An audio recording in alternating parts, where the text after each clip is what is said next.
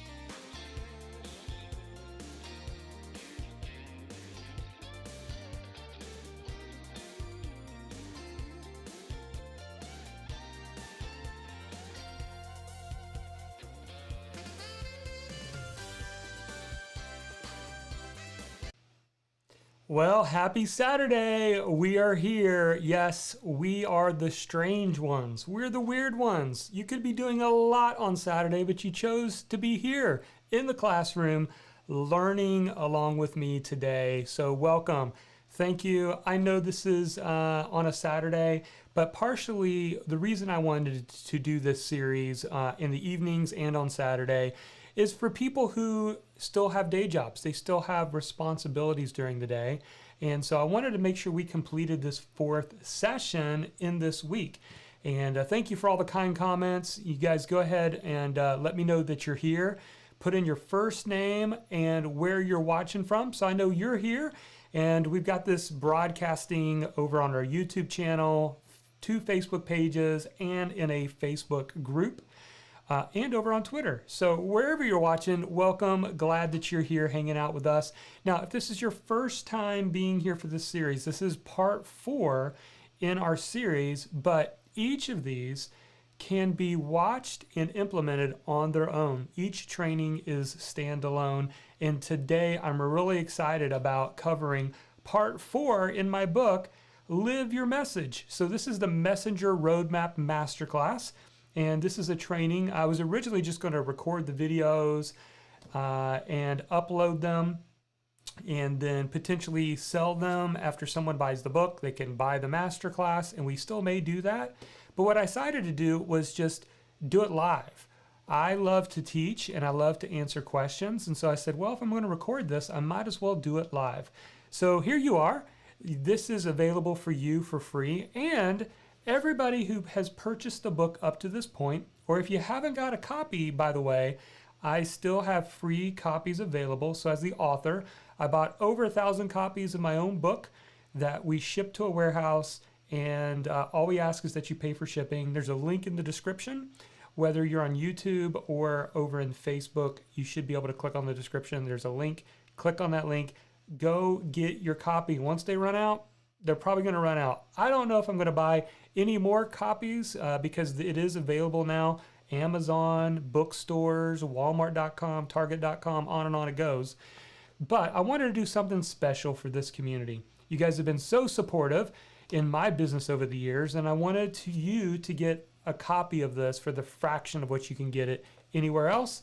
So that is only U.S. orders, however. A lot of international people are letting me know, hey, Jonathan, I'm just buying the Kindle. It's cheaper. I'm able to get it, access to it right away. I don't have to worry about delayed shipping.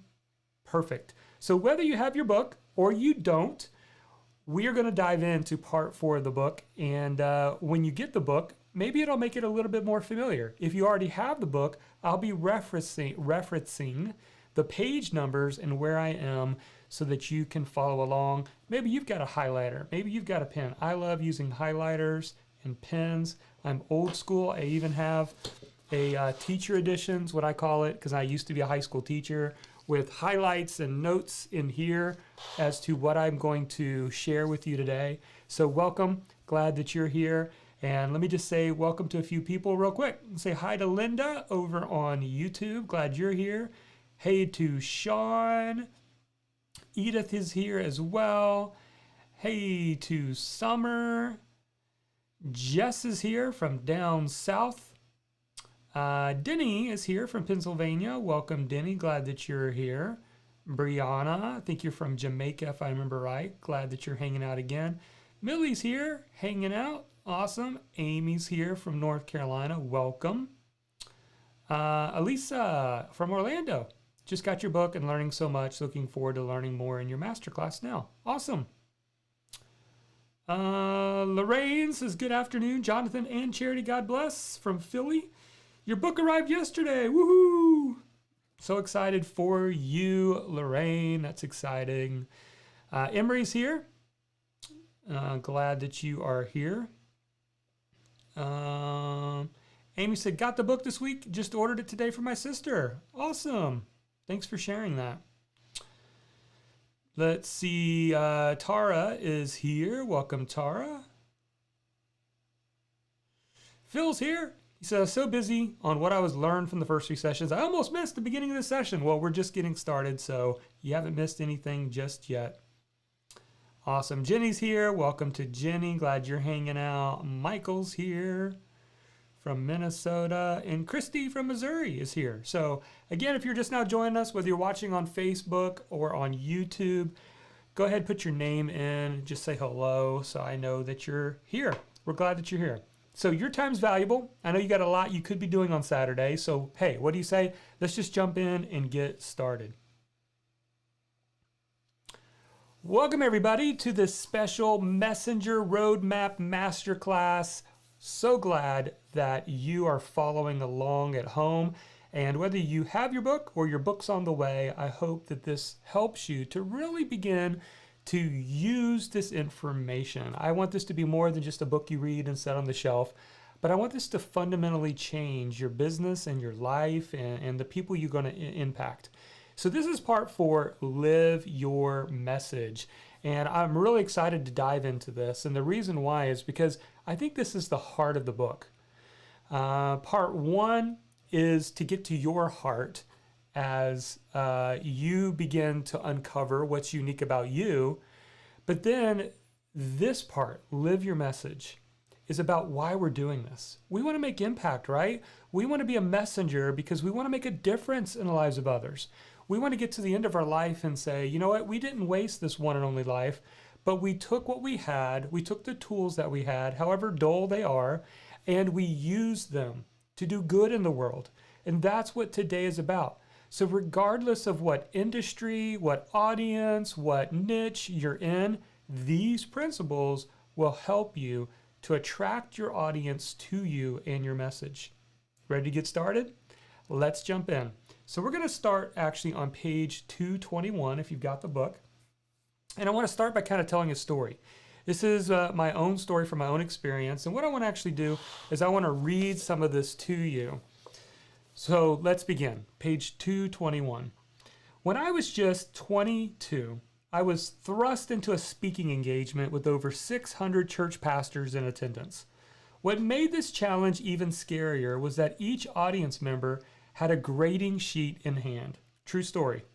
Talk about pressure. One of my required college classes was homiletics, which is the art of crafting and delivering messages to an audience. Each year, the class voted to determine the top 3 speakers in the class. Being nominated meant you received the opportunity to take part in a speaking competition attended by over 600 pastors. Some reward, right? Now, I realize now that it's a fortunate problem for me to have. But at the time, I was a scared college kid, and getting up in front of all those people with my knees knocking felt like a rather dubious blessing for all the work I'd put in. I still remember some of the thoughts that raced through my mind. Thoughts like, who am I to speak in front of all these pastors? Do I even have the ability to deliver a message that can impact others? What do I do if I stumble through my words or my mind just goes blank? In fact, right before I went on stage, as I sat in the front row waiting to speak, someone leaned over to me and said, quote, "Do you know who's sitting behind you? It's the pastor of one of the largest churches in the southern United States. Just thought you should know." End of quote. Thanks. That just made it much easier. I was scared out of my mind, yet deep down in my soul was a desire to speak and influence others. At the same time, I had zero interest in being placed under the spotlight. I felt like an imposter. There are already so many other speakers who are way better than I am, I thought. How do I reconcile these two competing tensions in my heart? Have you had those competing tensions? On one hand, it's like, who am I to stand up and speak and have anything to say? I don't even have the ability to persuade. I'm not a very good communicator. And on the other side is this desire to speak and influence others. If you've had those competing feelings, I want you to know it's okay. You're in the right place. I can't tell you how many times I felt that. As an introvert, having a desire to influence others always felt like a complete, oxymoron, a competition in my heart towards, I don't really want to do this, but man, I want to do this. Does that make sense? I don't know. Maybe you're like me. That's how I felt. Let's continue on page 222. Trying to look the part of an expert is exhausting. This is especially true when we compare ourselves to our competition. Who are we to consider ourselves an expert, we may ask, when others are already executing at a high level? In a recent survey to my email list, one respondent, Camille, summarized it best. Why would someone listen to my message if I'm a new voice on a well-covered subject? Can I be an expert if I have only personal anecdotes and don't have original research and or data to back up what I'm saying? My message and platform feels like a folding table with a hand-lettered sign, while my competition has a bigger booth with colorful awnings and a glittering array of inventory. Wow. Have you felt that? Like I'm like the little kid who doesn't belong in this big kid environment. I know I've felt that at times. Getting noticed in our chosen field is hard work. To make things even more challenging, we have to compete with an already crowded marketplace. There's already so much noise being made. We become discouraged when the only solution we see is to try to shout louder than everybody else. If we can demand more attention, we can succeed, we tell ourselves. But placing a spotlight on ourselves was never our intended purpose. It's hard to be an expert, but here's the good news, everyone. It's easy to be a guide. The goal of an expert is to prove to everyone they are the expert. The role of a guide is to simply serve others. Stop trying to be the hero and start serving others as a guide. As we'll learn in the following chapters, which we're going to go through today, a guide does 3 things well. Are you ready? Here they are. Encourages the heart, educates the head, and empowers the hands. Let me say that again. They encourage the heart. They empower or educates the head and empowers the hands. And let's dive into it. Are you guys ready? Sound good? Here's how we can live our message each day. And by the way, if you're wondering again where this comes from, let's go back to our manifesto. Remember this? This was back at the beginning of the book. This is a manifesto I wrote originally just for myself, and it's something I like to read every morning before I set out and work. And it goes like this. As I begin my day, I will choose to work from a place of mission and not fear, service and not greed, humility and not pride. I choose today to offer hope to the discouraged, purpose to the doubting, and direction to the confused. May this be my vision as I work today to build the business. Now, this whole section is actually diving into that second sentence. How do you serve an audience? You hear that all the time, right? Serve others. Just go serve others. Just, give free content out, serve others. And it just sounds so cliche. My friends, here is the secret sauce. Are you ready? You do it by offering hope to the discouraged, purpose to the doubting, and direction to the confused. And that's what we're going to dive in. Are you ready? Here we go. Step 1 is to encourage hearts. Moving people from discouragement to hope. And here's the lesson that I want you to get. It doesn't matter who your niche is. It doesn't matter what your audience is. You are working with people. And where there's people, there's discouragement. And one of the roles you need to play is offering hope to people who are discouraged. I'm going to say this again in just a second, but listen. When you capture someone's heart, you can take them anywhere. That, my friend, is a rider downer. When you capture someone's heart, you can take them anywhere. And we don't do this as a sales strategy. We have to be genuine. That's why it's so important that you get the audience right, because this needs to be people who you genuinely desire to help and make a difference. And so I want you to really understand this point. But this is not just kind of pie in the sky. I want to break this down and make this really practical for you. Sound good? So let's go over to chapter 16. And I want to actually, what I want to do is I want to read the introduction to this because I think this is a powerful story. Have you ever read or watched the movie Lord of the Ring or The Hobbit by J.R.R. Tolkien? Or maybe you've even watched the series by C.S. Lewis called The Lion, the Witch, and the Wardrobe, and they have different parts of that series. Well, J.R.R. Tolkien and C.S.S. Lewis knew each other. Some people don't know that. They actually knew each other. But I want to read this selection. I did a little bit of research as I was digging into this book, and I thought this was a powerful story about how one person's pure encouragement allowed someone the freedom to create wonderful masterpieces. So I encourage you to follow along with me. I'm on page 225. The Lord of the Rings and The Hobbit are some of the most beloved books ever written, but they almost didn't happen. Most of us can't imagine a world without Middle-earth, Bilbo Baggins, and Frodo's quest to destroy the ring. But if it wasn't for the encouragement of C.S. Lewis, if it wasn't for the encouragement of C.S. Lewis, J.R.R. Tolkien would never have written either classic. In 1926, a year after Tolkien began teaching at Oxford University, he met C.S. Lewis at a faculty meeting. 4 years later, they formed a small writing group known as the Inklings. The group met on Monday mornings to share poetry with one another. Eventually, the group expanded to 19 individuals and covered all forms of writing.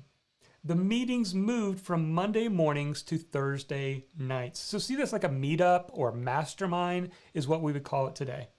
Lewis was known to produce a pot of very strong tea as the men settled in and lit their pipes. Quote, well, who has something to read to us? End of quote. Lewis would say to get things started. Someone always did. On they would go, late into the night, reading aloud their stories, offering advice and encouraging one another. Tolkien would bring along a new chapter of The Lord of the Ring. Lewis would read aloud the Screwtape's letters to the group. If it wasn't for the encouragement of others, many classics never would have been completed. You say, how do you know that's true, Jonathan? Keep listening.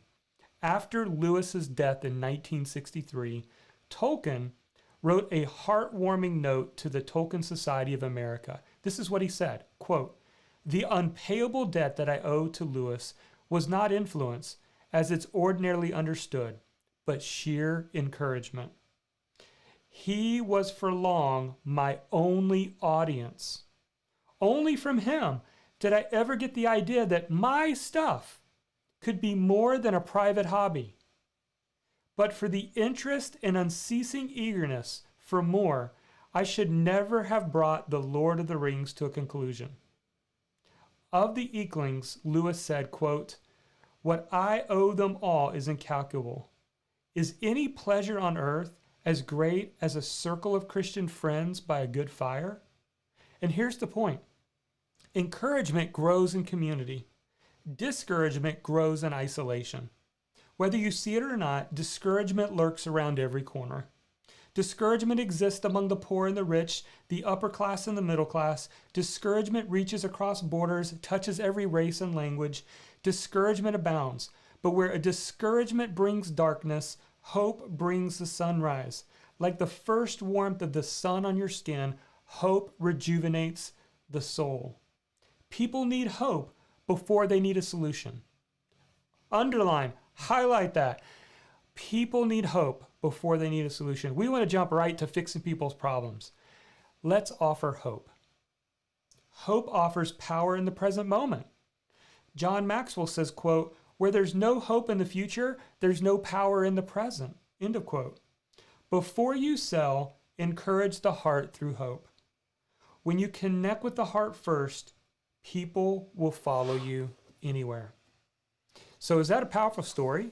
Can you imagine some of these classic English literature, like The Lord of the Ring or The Hobbit or Screwtape Letters or The Lion, the Witch, and the Wardrobe, came out of encouragement from other people. It's powerful. And so how do we do that? Say, Jonathan, this sounds good. I'm tracking with you, but can you make this practical? Yes, I want to make this practical. You ready? It's my jam. That's what I love to do. So let's get practical on this.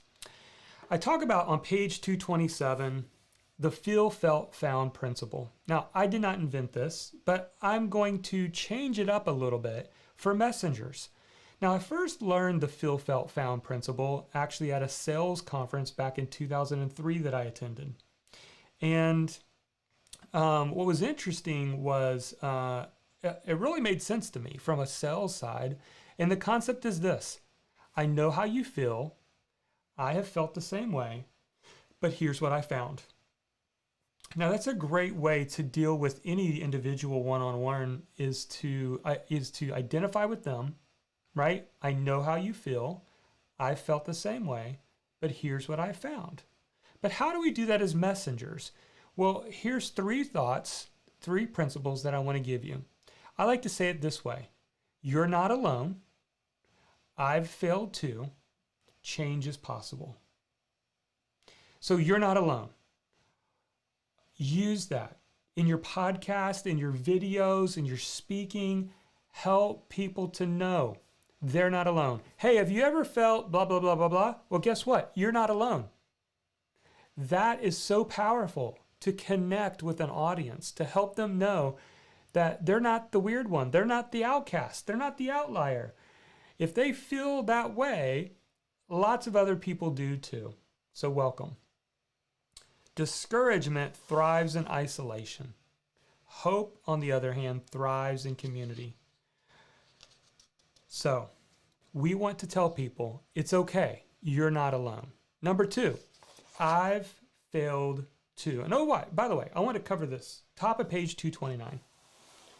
When you are truly offering hope and not trying to just make a sales pitch, your language will change too. In fact, I gave some examples in the book. I like to use we instead of I. Every time I'm tempted to put I usually change it and put we. We're on a mission, right? Not I'm on a mission. I just love the inclusive language, or enroll instead of buy. These are little nuances. It's not the end of the world if you're saying buy my course, but I like to say enroll in my course. Join instead of purchase. Join this community instead of purchase your ticket, right? And mission versus goal. So goal might be, could be perceived as help me reach my goal. No, I'm on a mission, or we're on a mission. Those are little tiny nuances, but I think they're so incredibly powerful that include people into community. All right, number two, I failed too. Admit failures. Listen, here's the beautiful thing. As a guide, you can freely talk about failures. If you're the expert, you have to hide all that stuff. And that is exhausting. Who wants to do that? See, I think why many people feel like they can't be the expert is because they know that they don't have their life together. And so if I feel like the imposter syndrome because I have to pretend to be something I'm not. No, if you're a guide, you can freely talk about, I tried this, it didn't work. This worked. Here's the good, bad, and the ugly, right? And I give a great illustration of this. Listen, it's the opposite of what you think. We think that people won't be attracted to us unless we show them how successful we are. But the truth is actually the opposite. When you go first and you be vulnerable, that's when you become attractive. You say, Jonathan, prove it to me, okay? Page 229, toward the bottom. What makes a superhero likable? Is it really their superpowers? Is it Spider-Man's ability to scale the heights of Manhattan? Is it Iron Man's super genius intellect? Maybe it's Captain America's raw courage. Superheroes' powers are indeed impressive, but I believe that what makes superheroes likable is not their strength, but their vulnerability. We like Spider-Man because he, like us, struggles with doubt and a little bit of immaturity. We like Iron Man because he too struggles with ego, sometimes getting in the way. We like Captain America because his kindness causes him to be taken advantage of at times. Your failures too make you more relatable than your successes do. Isn't that powerful? Have you ever thought about that? Like, what makes superheroes attractive? Yes, we love their strength. We love when they come and save the day. But ultimately, it's them showing a little bit of their vulnerability that makes them attractive. So it's okay to be vulnerable. And then finally, number 3, change is possible. Share successes. Now, where you have been successful, it's okay to share your successes. And share the stories of the people you've helped. There's nothing wrong with that. In fact, that should be a part of your strategy to show proof that you are helping people. So that is how we offer hope. We do that by letting people know you're not alone, I failed too, and change is possible. What do you think so far? Is this helpful? Is this good? Is this insightful? This is how you make yourself attractive. You become an attractive character to your audience when you begin to live out these principles. All right, so let's move on to educating heads. Educating heads.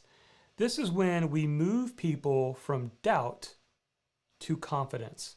So we're moving people from doubt to confidence. That's step 2. Moving people from doubt to confidence. Now, there's 3 kind of practical ways we can do this.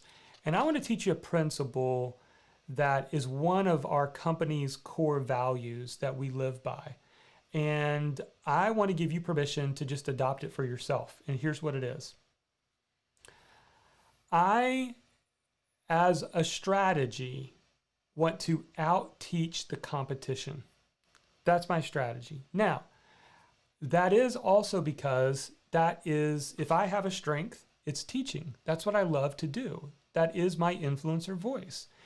And so when I look at how can I use my unique strength to help me stand out in a crowded marketplace? The tool that I've got in my toolbox, however dull or sharp it is to out-teach the competition. And by out-teaching the competition, what I mean by that is free content, right? It's producing webinars and blog posts and videos and live streams and podcasts. Out-teach the competition. And I truly believe that if I were to look back over the last several years, what's really helped me to stand out is this principle. Being able to educate people before they actually spend $1 with you. They're like, wow, if this is the free content, I can't imagine what I will get if I buy the products, the courses, go to the events, right? And so the way that we do that, and we teach this in the book, and I'm just going to give the highlights, are 3 principles for out-teaching the competition. Ready? Number 1, deliver valuable free content. So hopefully by now, you know that I'm a big fan of that. There's a lot of experts out there that they're all they talk about is the funnels. And yes, I use funnels in my business, but I fundamentally see free content is what keeps people around. It's what attracts people to you. Like if all you're ever doing is throwing them through funnels and all they're getting is sales messages all day long, they're not going to stick around. But if they, like every time I interact with Mark, every time I interact with Sean, every time I interact with Emery or Elisa or Summer, I walk away learning something. Wow, like you've got somebody. You've got a follower. You've got somebody who wants to open your emails. They want to show up with your training because they walk away every time feeling like they were served well. So deliver valuable free content. Number 2 is to distribute content in multiple formats. Now, this is not a beginner strategy, but just know as you're creating this content, whatever it is, whether you start with a blog or you start with a podcast or you start with a live stream show or you start with YouTube videos, whichever strategy, we talked about that in part 3, remember, under market your message, Choose one, but then at some point, you should be thinking about how could I take all this awesome content I've created and repurpose it into a different format? And the reason why is because you have audiences hanging out in different places. So as an example, as you know, I started as a blogger and it was a career coach blog. For the first couple years, that's all I did was blog. Then as podcasting started to come onto the scene, I thought, you know what? I need to start a podcast. So once I started a podcast, instead of going and trying to create all this content from scratch, you know what I did?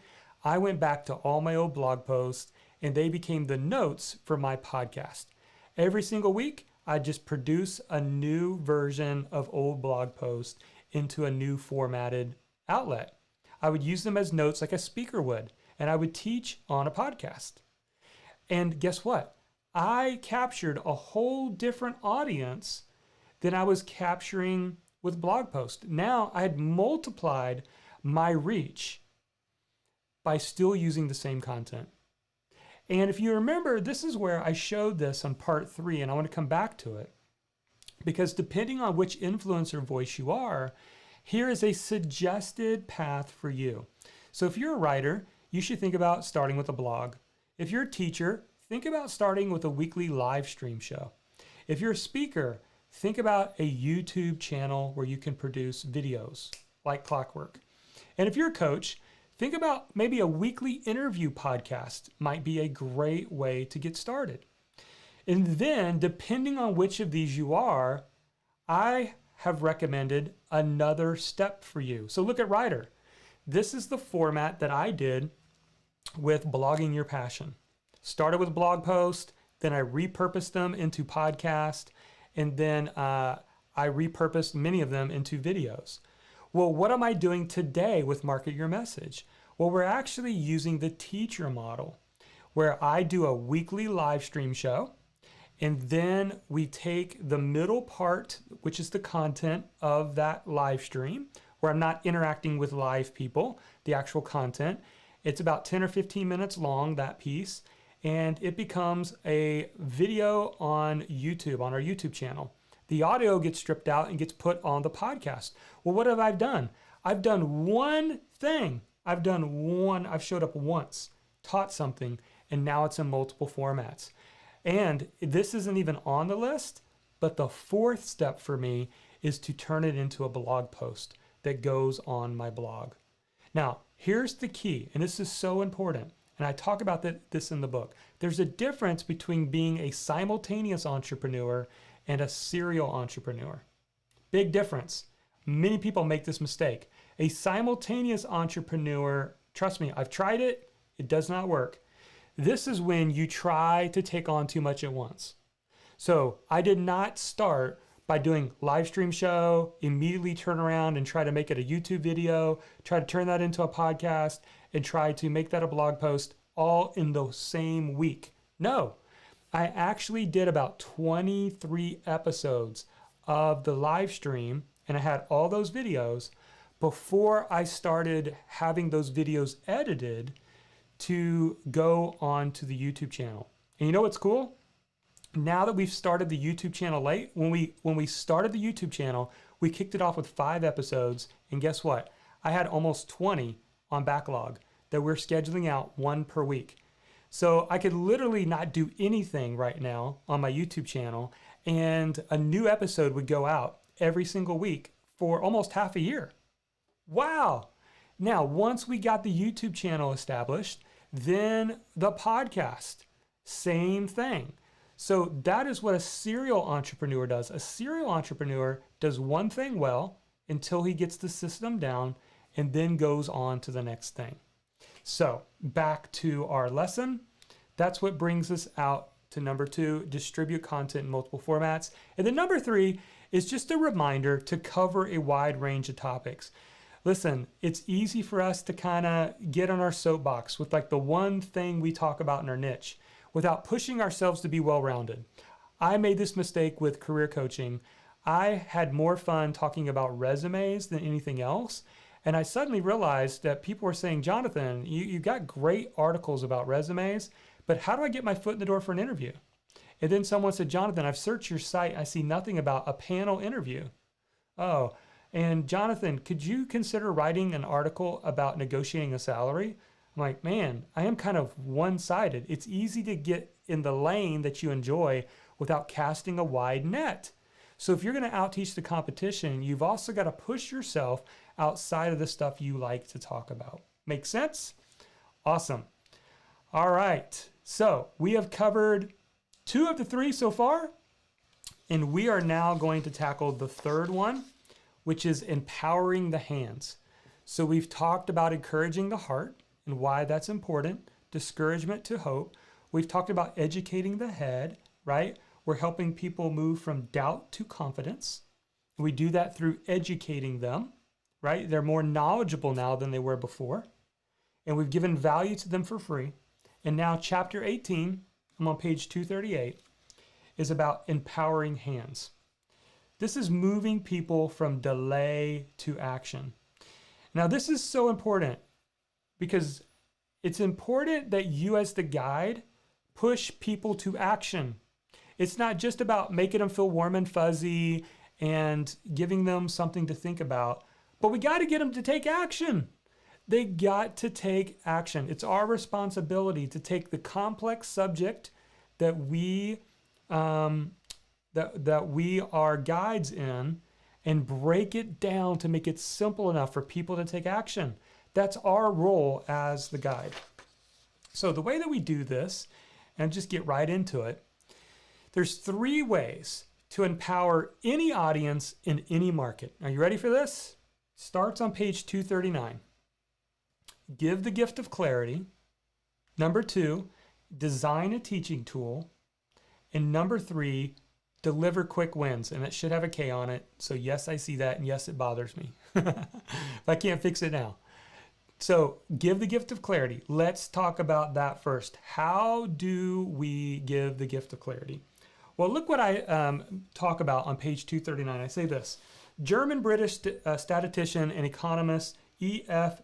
Schumacher, in his essay, Small is Beautiful, wrote this, quote, "Any intelligent fool can make things bigger and more complex.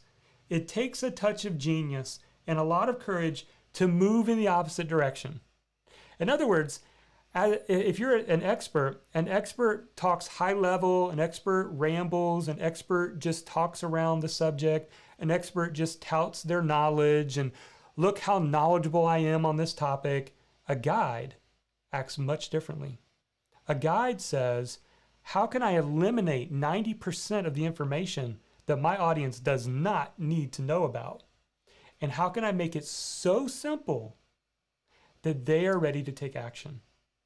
If there's one thing that has helped me with designing courses, seeing success in my products and services, it's been working and doing the hard work to break things down to making it simple, practical, simple step by step. But what often happens for us as knowledge experts in our subject is what's known as the curse of knowledge. The curse of knowledge occurs when we forget what it's like to be a beginner. We simply forget. And what happens is we discount that stuff. We're like, oh, everybody knows that. Everybody knows how to hook up a WordPress blog. I mean, you just push a button. Well, there's a lot of people who they never even heard of WordPress. And so as the guide, I need to assume what it's like to be a beginner. And here's what happens. We think people don't feel value if we're not giving them like this advanced super knowledge. No, people don't want information. They want transformation. And that's your goal as the guide, is to give the gift of clarity. People want clarity today more than ever. They feel overwhelmed with information. Making things simpler is actually a gift. So use that to your advantage. Hopefully you've got your mind churning right now, because it's the opposite of what you think. Number 2 is to design a teaching tool. Now, I don't know if you've seen this, but I came across this phenomenon, I would say probably about 6 or 7 years ago. And when I realized this, I was like, whoa, why aren't more people teaching this? And here's the thing. If you as the guide can create a simple teaching tool, then you can do what we talked about in the last session. You can create products around that teaching tool. Let me give you some examples that you might be familiar with. This right here is from a New York Times best-selling book called Good to Great. And in Good to Great, Jim Collins talks about the hedgehog concept. These three things, he says, if these three things exist in a company, they're going to go from good to great. And guess what? He's made millions of dollars on consultative fees by just having this simple framework. Powerful, isn't it? He's created coaching and consultations and probably certified people in this from a simple teaching tool. Here's another example. This was one of the first that I ever came across when I was 19 years old. And this is from the book, 7 Habits of Highly Effective People. And it talks about, and it shows the 7 habits. And if you know anything about Stephen Covey and Franklin Covey, the company, they've made millions of dollars on planners, coaching certifications, books, conferences, events, membership sites, courses, teaching this framework right here. Here's another example. This is from Donald Miller, Brand Story. He has created courses online. He does workshops. He has people certified to teach this now. He's produced more books on the topic. This is his 7-part framework for helping businesses tell their story better, their story brand. And this is the teaching tool I created with my very first book back in 2015. I sat down, created the 15 success traits, put them into a diagram, and this one-page teaching tool was what was the center message that I made 7 income streams around in that last session that we talked about the hub and spoke model. Once I had the framework, it became the chapters of my book. It became the modules in my membership site. It became the talking points in my keynote speeches. It became a coaching tool for people who wanted to coach with me. And it became a part of the live event that I did. Is this making sense? I hope it is, and I hope it is a help to you. And then the last of 3 ways is deliver quick wins without decay. Deliver quick wins. Well, what do we mean by quick wins? Well, if you look over on page 243, let's keep going. Page 245, you'll see some examples of some quick wins. Things like a simple tool, a 1-page cheat sheet, a checklist, a resource list, a useful worksheet, helpful spreadsheet, action guide, mind map, blueprint. You don't have to have a 30-page ebook to get someone to give you their email address, like we learned with the list building. Oftentimes, the 1-page action-taking PDF that you create is all that people need. Because if they get a quick win, they'll stick around. If you give them a quick win, they will stick around. All right? And then let's go to the very last part of the book. I'm going to go over to chapter 19 or page 247, and I want to talk about the messenger's game plan for success. And this is where we're going to kind of summarize everything here in this video. Now, I tell a story, and it's a pretty powerful story, so I actually want to read it. And it's got 3 truths that I want you to really get a hold of to help you live your message. So allow me to read this story, and you can follow along with me on page 247. It goes like this. It was the second day of a live event I was hosting in Jacksonville, Florida.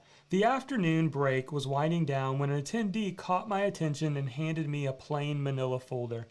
The tab of the folder read, 1972 Miami Dolphins. I had no clue where this conversation was going. After all, the event was about marketing and how to build a business online, not about the history of American football. I opened the folder to discover a single sheet of paper with words typed in an old-fashioned typewriter font. What is this? I asked. It's the official playbook of the 1972 Miami Dolphins, he told me. At first I thought, no way that could be true. It's a single sheet of paper. Don't most NFL teams have a large binder of complicated plays with X's and O's? But I took a closer look and asked more questions. It turned out that this sheet of paper was in fact the one-page summary of the defensive playbook of the 1972 Miami Dolphins. Most of the page was written in football lingo that any fan would enjoy. But one sentence in particular stood out to me, and it read, quote, "If we are to accomplish our goals this year, it will require 3 things of us. Number 1, an intense desire. 2, a desire to improve. And 3, a willingness to work."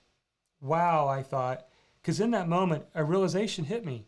All 3 of these keys are things that were accomplished behind the scenes, things that are practiced away from the crowds and the lights on Sunday. These are the Monday through Saturday mindsets that lead to particular habits and behaviors. Now, most of us mistakenly think professional athletes have it easy. After all, they have big homes, large bank accounts. For the most part, they've already accomplished their goal of making it to the NFL, right? Hasn't their intense desire for something already been fulfilled?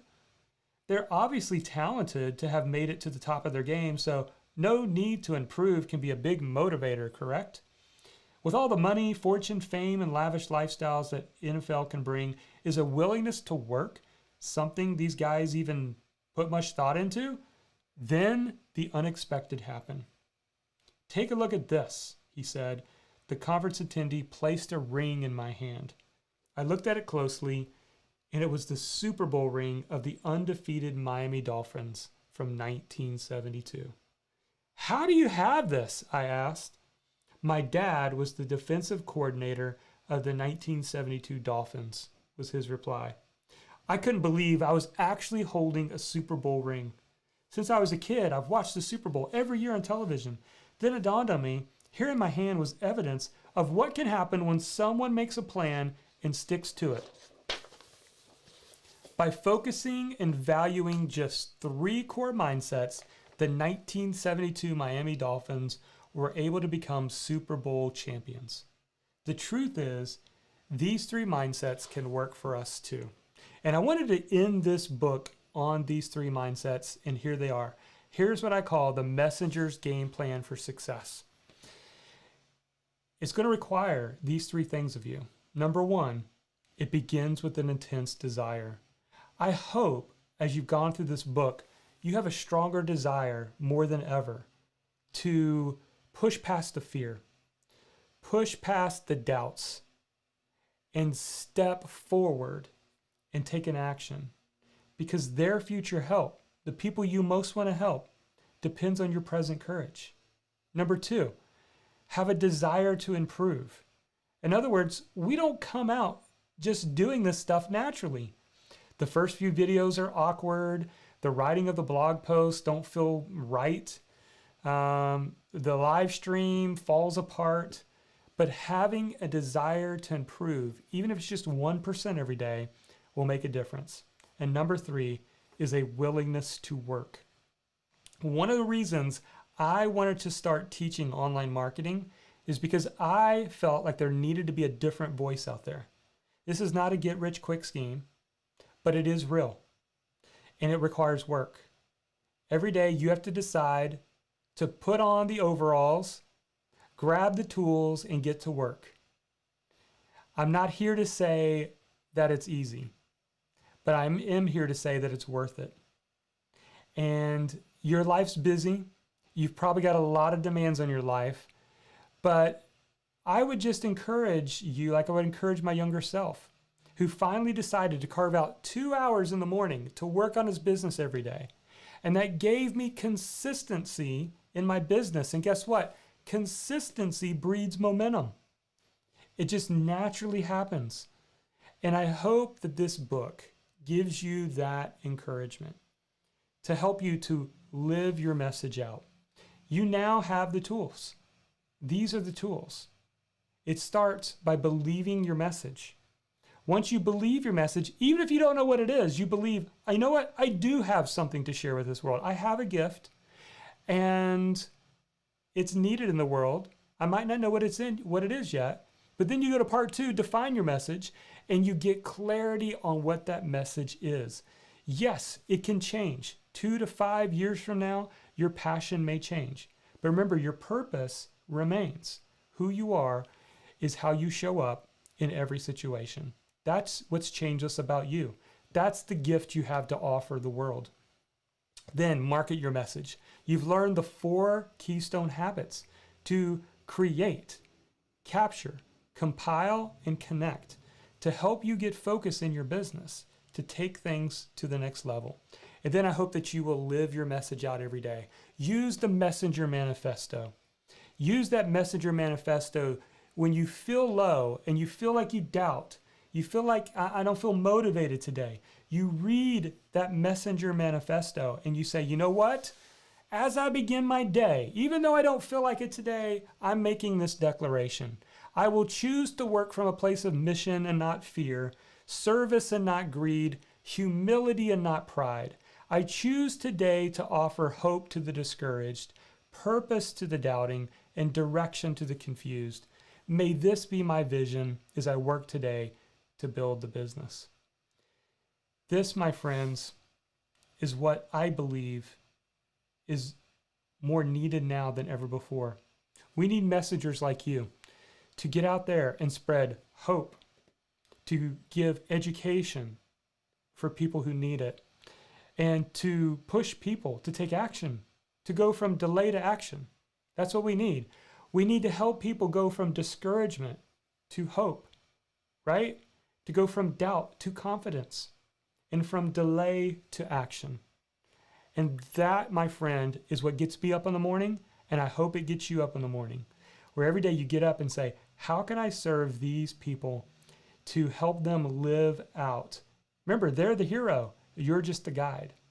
And as the guide, you give them those tools to help them be successful. See, a few years ago, it became clear to me what I wanted to do more than anything. And literally, these are the words I wrote down. I want to influence the influencer. That's what I feel called to do. I want to influence the influencer. I want to be known in the influencer community, but unknown out there in the world. And to think that maybe, just maybe, I could be a guide that helps to influence thousands of influencers who then go and influence millions of people would be the great joy of my life. That's what I love more than anything. But here's the key. I need you to believe your message matters. And I need you to implement what's in this book. I hope that you will, and know that I'm here rooting for you. Thank you for being a part of this video training series. All right. Ready to come back to you guys live. Again, we're going to cut out the conversation before and what we're having right now. So feel free to ask questions. This is not going to be in the recording that everybody else is going to get. But I want to hang out just for a few minutes and answer any questions. So I know there's a lot coming in here. You guys have been chatting it up, whether you're on YouTube, there's lots of comments I see. Lots in Facebook as well. So I'll try to do my best, regardless of what platform you're watching from, to share these with you. So let's see what we've got here. All right. Linda, would it be okay to quote you and share these quotes with others? Absolutely. You absolutely can. Sean says, powerful stuff. Emery says, this is so right on. Awesome. So what just happened? Hopefully you guys didn't lose the broadcast. Let me know if that happened.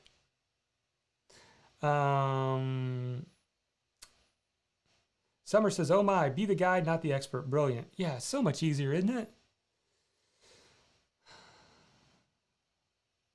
Awesome. Question here from Jenny.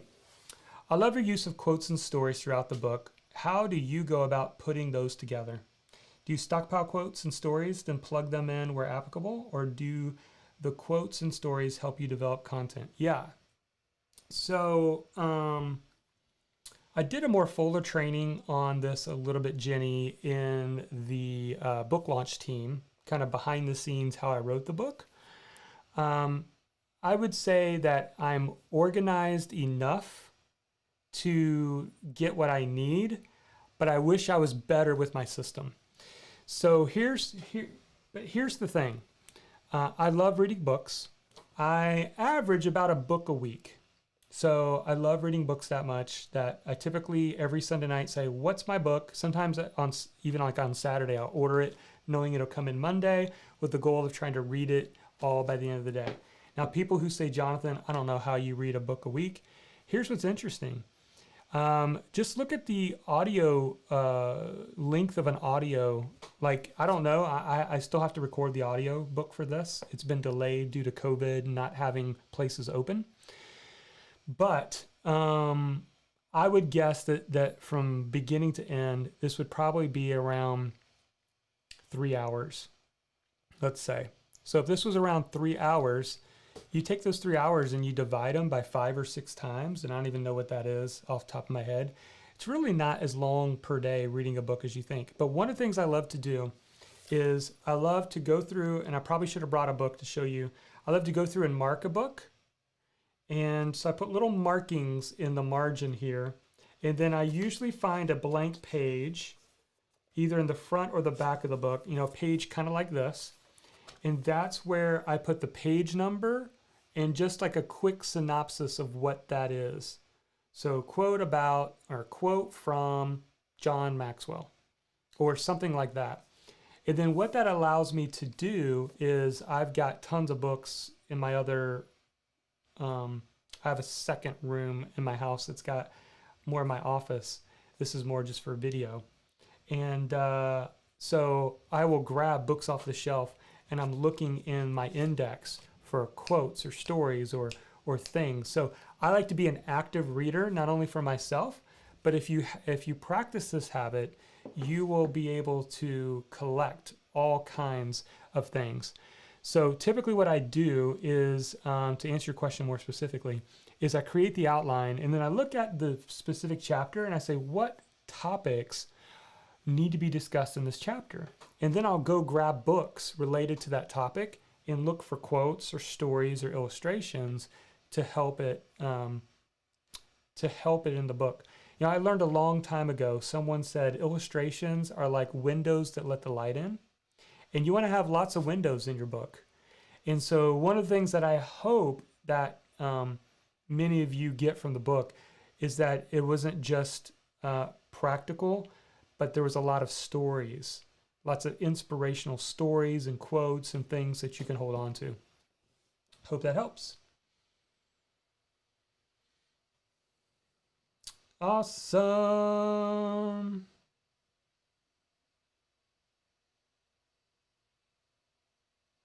Linda said, wonderful plan to cut through the overwhelm and create a path to success. Thank you. You're welcome.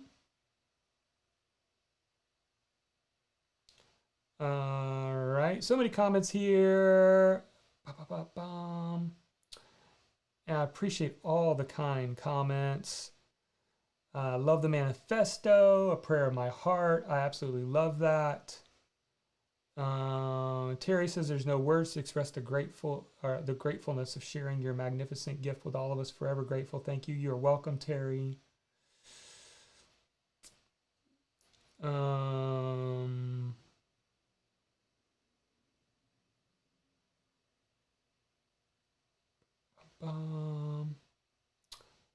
Do we give away our tool for free? Yes, you can. I think there's nothing wrong with that. Make it a download. And then once they get the download, what's the next thing that you could make available to them? Like, hey, you've got my tool, or you've got my teaching tool, my framework. Would you like to get coached? Would you like to attend this event? Would you like to buy my course that goes more in depth on this teaching tool? Would you like to buy my book that goes more in depth? Awesome. And she said, a publisher told me not to do that. Yeah, here's the thing. Can I be honest? And hopefully the people who are watching this know me well, and hopefully I come across the right spirit in this. The publisher is great, and I had like a great publisher. But here's what I learned: not only through going through a publisher, which was absolutely wonderful, and other people who've published. So this isn't just my experience; it's the experience of others. You are the one who has the connection to your audience. You know what resonates with them. A publisher can be very, very good at their side of things, but don't ever discount you, and don't ever let your instinct hold you back. Like kind of the little unknown story that I don't really share publicly, kind of doing it here, but I don't want to disparage the publisher in a bad light. I just want to prove the point is this book, the title almost changed, and it was going to be Above the Noise, meaning take off your message matters, and it was just going to be called Above the Noise. And I fought against that. Not in a bad way, not in a I'm not going to write this book kind of way. The way I did it is I said, would you allow me to share the two titles with my audience and have them vote? And if I'm wrong, I'm wrong. And I'm perfectly fine with being wrong. My gut tells me that your message matters is going to resonate a little bit more with them. I didn't tell them that. I kept it very neutral, like, oh, thanks for your feedback. Because what they did was they had a whole group of people get into a room and brainstorm what my title should be. And they all came out of that room saying it should be Above the Noise. And I didn't hate the title. I just felt like I had already written probably 85% of the book, and it had been heavily written towards this concept of your message matters. And so I knew I was going to have a lot of work to do to rewrite it also. But I put it out there, and Your Message Matters was the clear winner. And I just collected the data. I sent it back to the publisher. Within 24 hours, they came back and they said, Jonathan, we're going with Your Message Matters. And I said, well, let's incorporate Above the Noise in the subtitle. So we got the best of both worlds, I feel like. Your Message Matters attracts people, and then How to Rise Above the Noise is the problem that we're trying to help solve. And so that's what I'm getting at, and I know it's kind of a long story, but never discount your own gut instinct, because you're working on the front lines with people. And I'll just leave it at that. All right.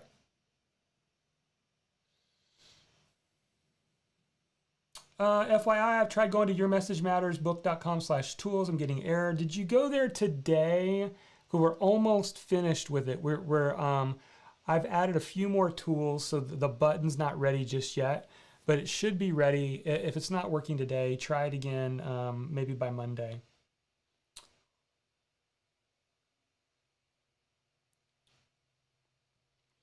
Christy, have you ever had days of, I don't feel it today? And what do you do to overcome? Yeah, sometimes you just don't overcome it, Christy. And sometimes you give yourself a little bit more grace. You just give yourself grace and say, you know what? If I rest, or if I take a small season of rest, I'll come back more productive. A mentor once told me, we're not human doings, we're human beings. And sometimes you have to just be. And so it's not always about pushing against it. So sometimes those days come.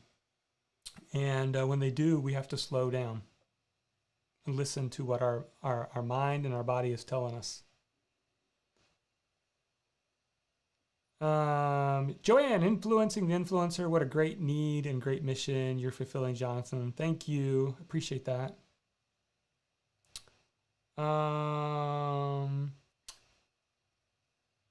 Wow, powerful. This 4-part training was so transformative. It added so much context to the book. I feel so much more confident about becoming a guide. Awesome. Thank you for that. And I'm truly, truly glad of that. Takeaway, people will often relate more to our failures than our successes. Yes. Surprising, isn't it?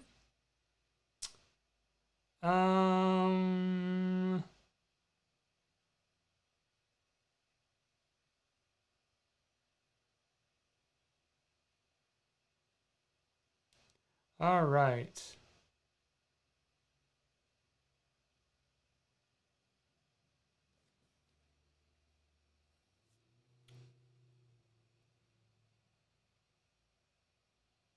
Da, da, da, da. Lots of comments. I'm just trying to get through some of these. We're going to wrap things up here because I try to keep these at about an hour. At what point do you recommend trademarking names, teaching tools, etc.? Yeah, you know what? I don't know that I'm the best person at this, if I'm being honest. Here's one thing I do know. If you have the domain name for whatever it is that you want, it doesn't matter if someone later grabs the trademark or has it. The domain name is always yours. You don't forfeit that over. So I do know that. Beyond that, I don't know that I can give you a whole lot of advice. There's some people who are a lot more knowledgeable on that. Like they trademark everything. I probably should do a better job of it, to be honest with you. But at the same time, I think you can go too far. You know, I see sometimes people, they've got 10 or 15 or 20 trademarks on things. So probably a balance in there is probably a little bit better. I'm probably a little weak on it, if I'm being honest.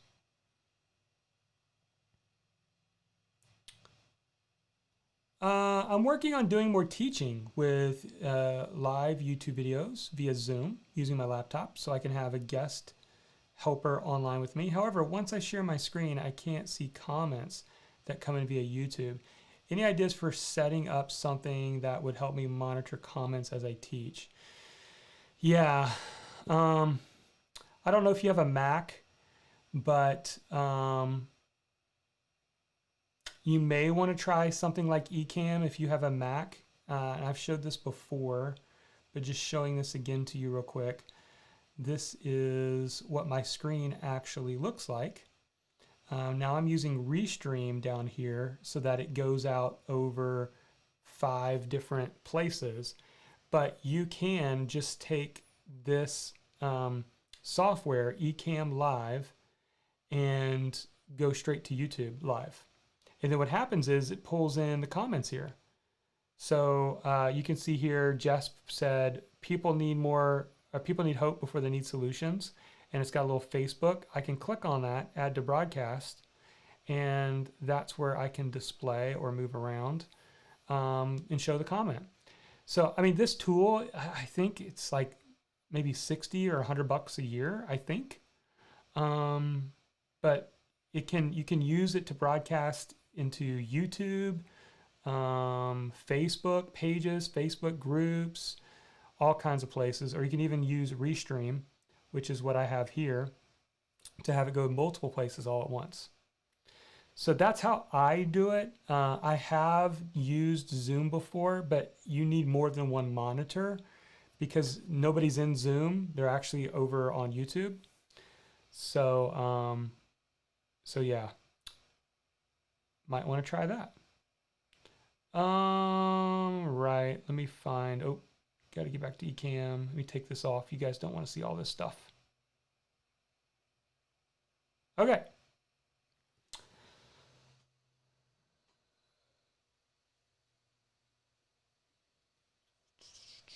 All right. Amy says, at what point do you recommend? Oh, we already did that one. Sorry. Did that one too.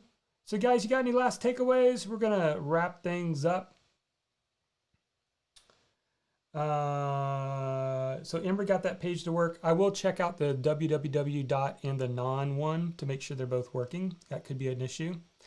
There is a button there, but hasn't linked yet. Yes, I'm trying to add the last few tools in there because we have taken all the different diagrams and the tools that are in there and the influencer, voice assessment, the messenger manifesto, and they're all separate PDFs so that you can download these tools and print them off. And so that's at yourmessagemattersbook.com/tools, but we have not turned that button on yet because we're trying to get the last few things in there. All right. Awesome. Thank you guys for all the kind comments. And Phil says, takeaway, our message matters. Yes, it does, my friend. Awesome. Well, hey guys, I hope you have a great Saturday. Thank you for being here. Again, if you missed any of these, I think we still have some of the recordings up. We will be taking them down because we're going to edit the videos down to just the teaching. And once we do, we're going to put it inside of a course. And then everybody who's ordered the book up to now, and if you haven't got your book, again, in the description, you can get your free book. If you've got a book, you'll be getting an email that gives you access to this 4-part masterclass for free. Sound good? All right. Thanks for being here, guys. I hope you have a great Saturday. And yeah, we got more in store next week. We'll let you know what's happening next week. We're going to talk more about the book next week. But hope you have a great weekend. Take care, everybody. Bye-bye.